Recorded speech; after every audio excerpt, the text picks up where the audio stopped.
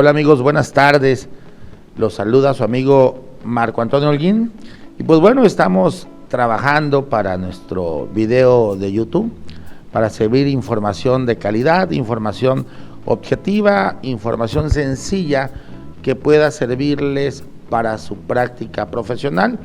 Y bueno, quiero platicarles un poquito del contenido y alcance del artículo 5A del Código Fiscal de la Federación, un artículo novedoso que inicia en vigencia a partir del 1 de enero de este año.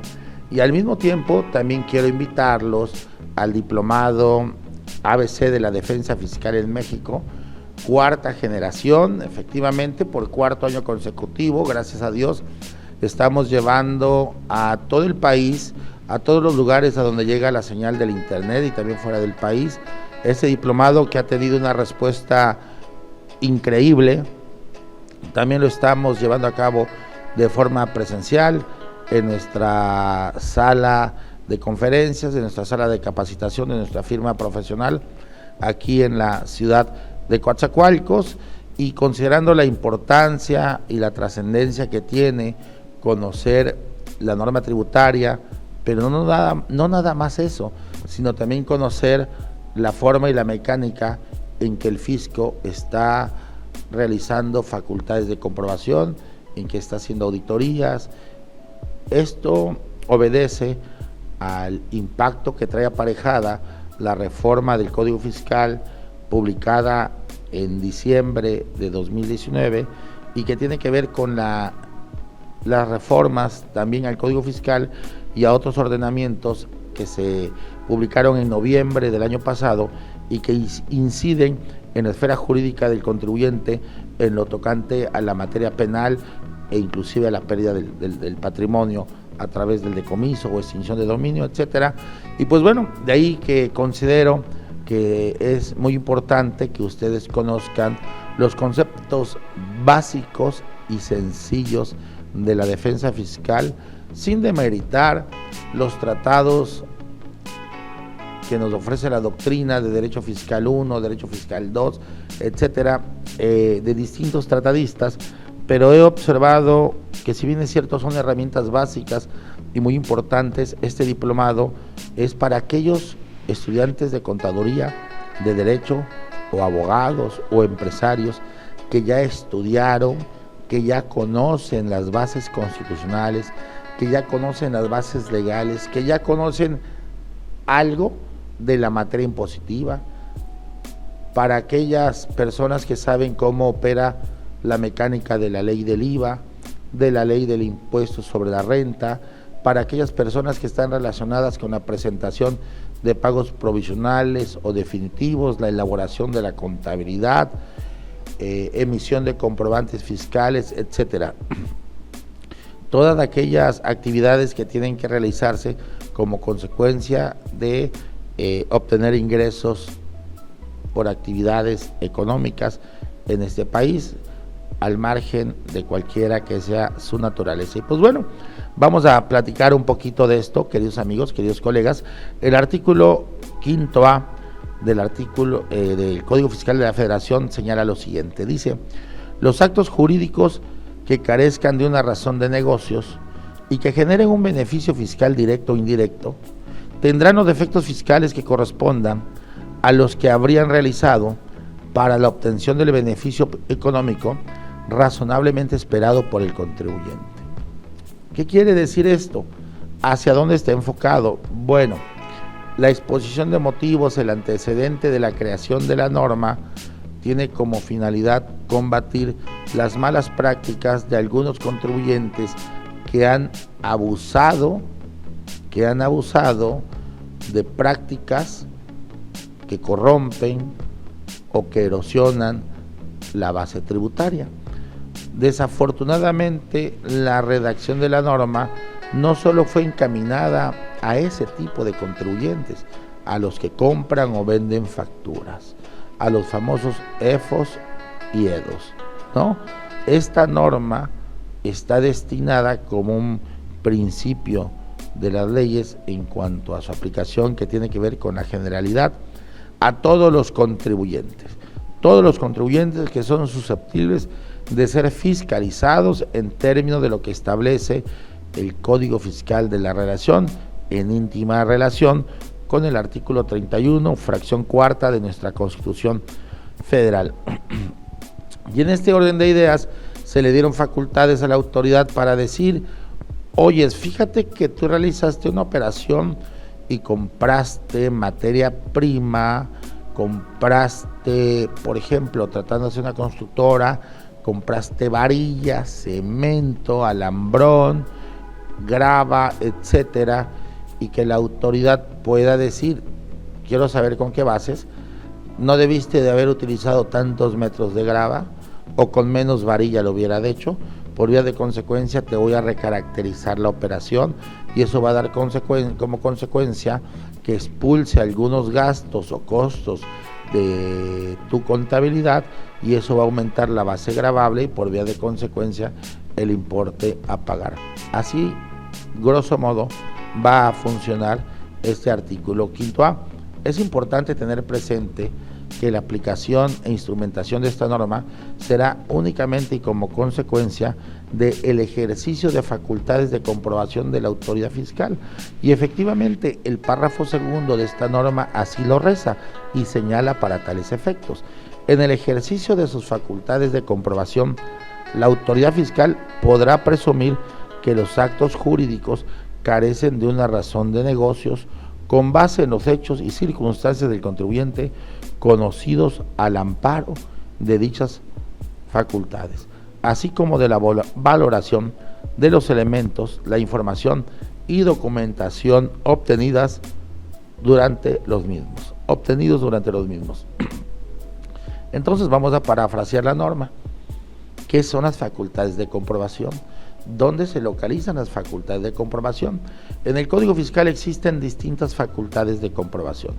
Para tal efecto, nos vamos a ubicar en el numeral 42 del Código Fiscal, que señala un catálogo, por así decirlo, donde están contenidas las facultades para que el fisco verifique, compruebe si un contribuyente ha estado desarrollando su actividad y por vía de consecuencia cumpliendo de forma oportuna y en los términos que señalan las disposiciones fiscales.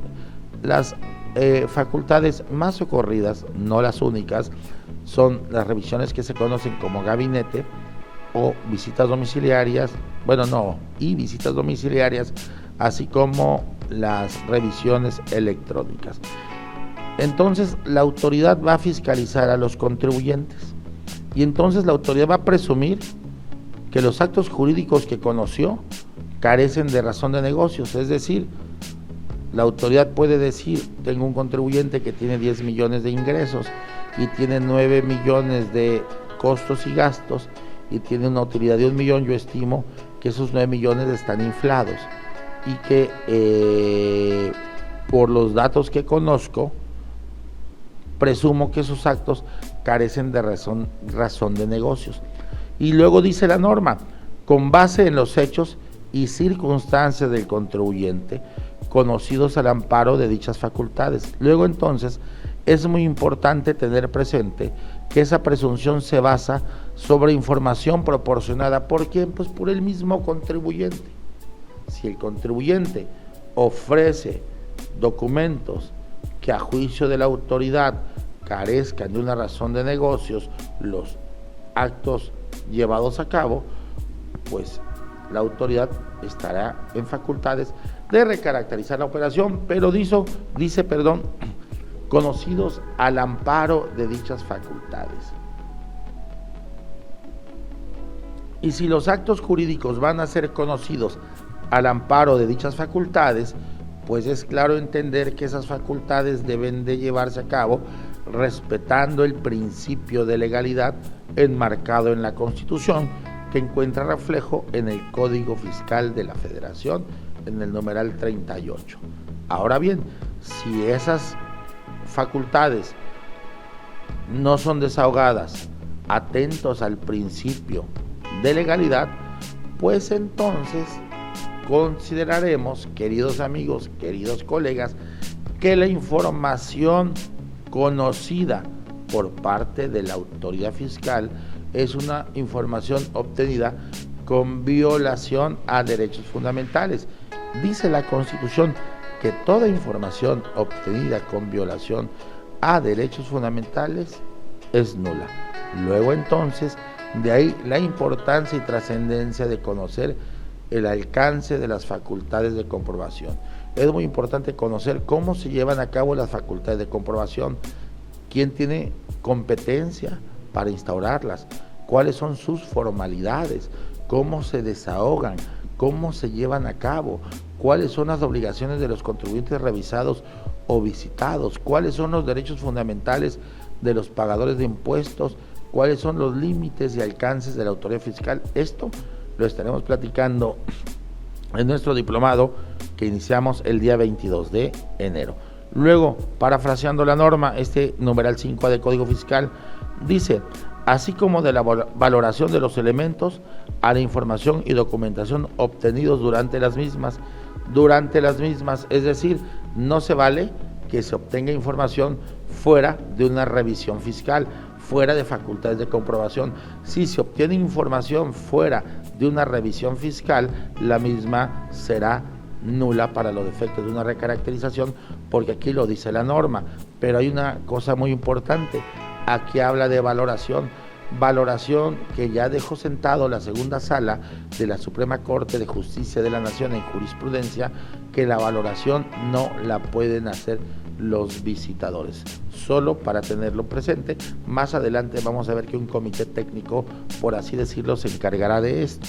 No obstante lo anterior, dicha autoridad fiscal no podrá desconocer para efectos fiscales los actos jurídicos referidos sin que antes se dé a conocer dicha situación, ojo, en la última acta parcial a que se refiere la fracción cuarta, del artículo 46 de este código, en el oficio de observaciones a que se refiere la fracción cuarta del numeral 48 de este código, o en la resolución provisional a que se refiere la fracción segunda del numeral 53 del mismo código. Es decir, vamos a considerar que el contribuyente tiene un derecho de audiencia, se le está dando la oportunidad para que atienda la última acta parcial, para que atienda el oficio de observaciones o la resolución provisional a que se refieren las revisiones electrónicas.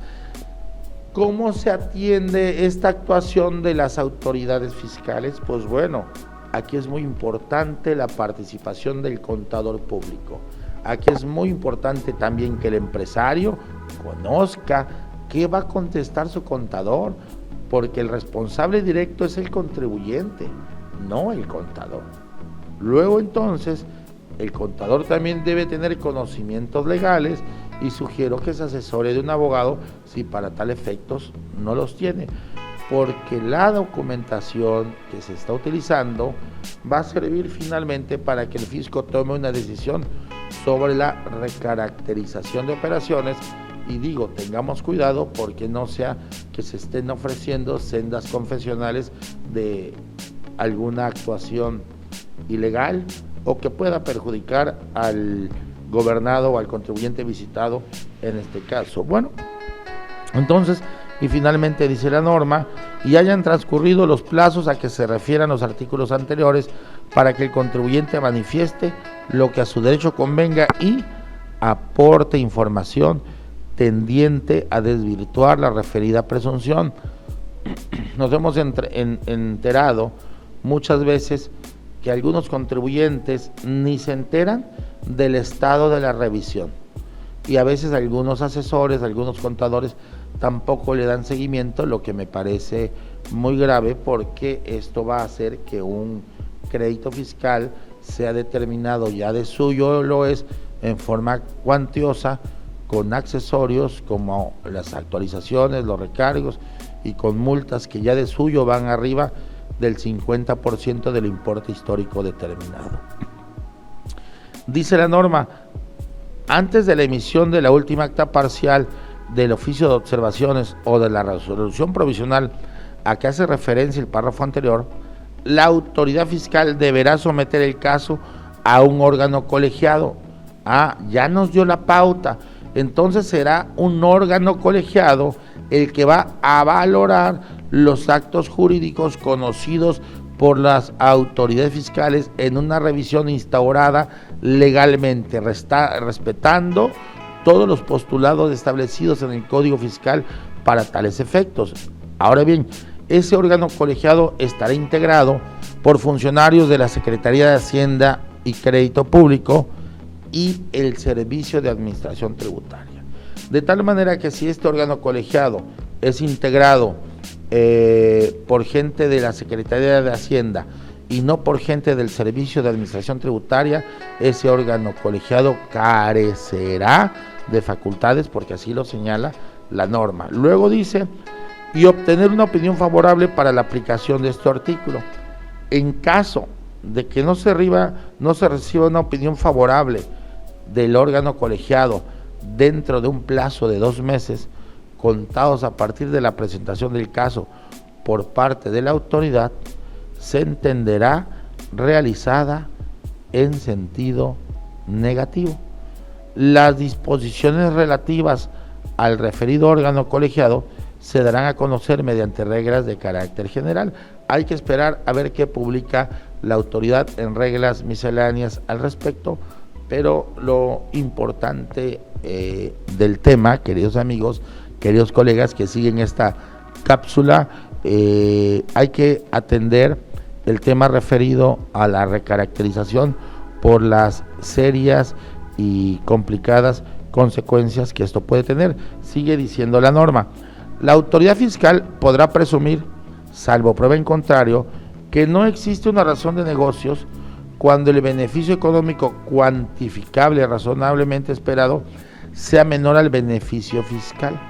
Yo quiero preguntar cómo ese órgano colegiado, conformado por gente del SAT y la Secretaría de Hacienda, va a cuantificar razonablemente.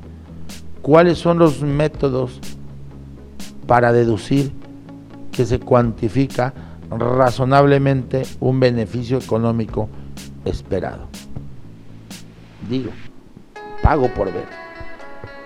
Luego dice, y que sea menor al beneficio fiscal. Luego dice, adicionalmente la autoridad fiscal podrá presumir, prueba en contrario, que una serie de actos jurídicos carece de razón de negocios cuando el beneficio económico razonablemente esperado pudiera alcanzarse a través de la realización de un menor número de actos jurídicos y el efecto fiscal de estos hubiera sido más gravoso. Es decir, no necesitabas erogar tanto o realizar tantas erogaciones o gastar tanto.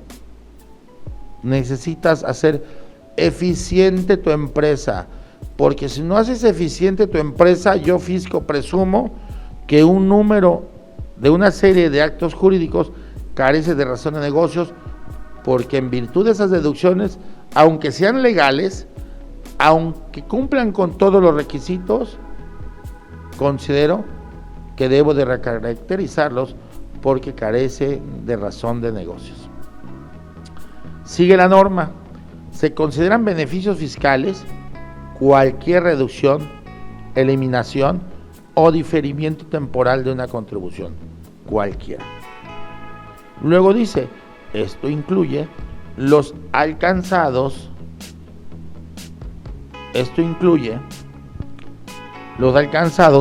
a través de deducciones, exenciones, no sujeciones, no reconocimiento de una ganancia o ingreso acumulable, ajustes o ausencia de ajustes de la base imponible de la contribución, el acreditamiento de contribuciones, la recaracterización de un pago o actividad o un cambio de régimen fiscal, entre otros. Es decir, la norma es muy clara para aquellos que hacen planeación fiscal. Oyes, hiciste un diferimiento temporal de una contribución, un pago en parcialidades autorizado por la autoridad o un pago diferido, ¿caerá en este tema como beneficio fiscal susceptible de recaracterizar? Son absurdos, pero así está la norma. Se considera que existe un beneficio económico, dice la norma, razonablemente esperado cuando las operaciones del contribuyente busquen generar ingresos, reducir costos, aumentar el valor de los bienes que sean de su propiedad, mejorar su posicionamiento en el mercado, entre otros casos. Luego dice la norma, para cuantificar el beneficio económicamente razonable esperado, aquí ya nos da una salida, ¿cómo lo va a calcular? Se considerará la información contemporánea relacionada a la operación objeto de análisis, incluyendo el beneficio económico proyectado, en la medida en que dicha información esté soportada y sea razonable. Para efectos de este artículo, el beneficio fiscal no se considerará como parte del beneficio razonablemente esperado. Yo pago por ver, para analizar los resolutivos de ese órgano colegiado. La expresión razón de negocios será aplicable con independencia de las leyes que regulen el beneficio económico razonablemente esperado por el contribuyente. Es decir, esta razón de negocios no tiene que ver con las leyes que puedan darte el beneficio económico. De entrada ya caminaste, eso dice la norma. Los defectos fiscales generados en términos del presente artículo en ningún caso generarán consecuencias en materia penal. Bueno, la recaracterización no, pero el inicio de facultades en donde la autoridad conozca hechos o omisiones que, aparte de entrañar incumplimiento de la norma, pudieran entrañar un fraude tributario, por supuesto que sí. Y bueno, queridos amigos, queridos colegas, este ha sido un análisis breve, sencillo, del artículo 5A de Código Fiscal, que tiene que ver con esta reforma que entra en vigor a partir del 1 de enero de 2020. Así en lo subsecuente estaré haciendo algunas cápsulas por el puro gusto de hacerlo, de compartir. Espero sus comentarios, sus ideas, sus propuestas inclusive.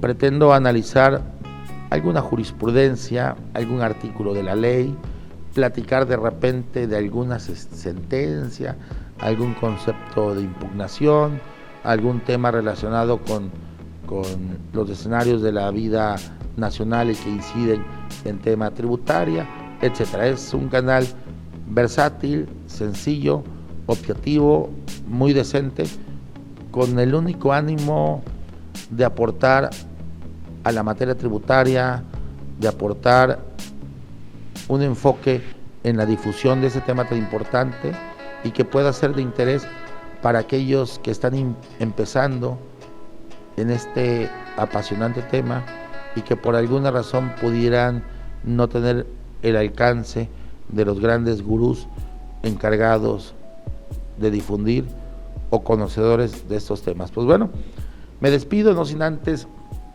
reiterarles la invitación a nuestro diplomado. Iniciamos el 22 de enero de este año, estoy muy emocionado, hemos tenido una respuesta increíble, ya nuestros materiales están listos para ser puestos o para ponerlos a su disposición.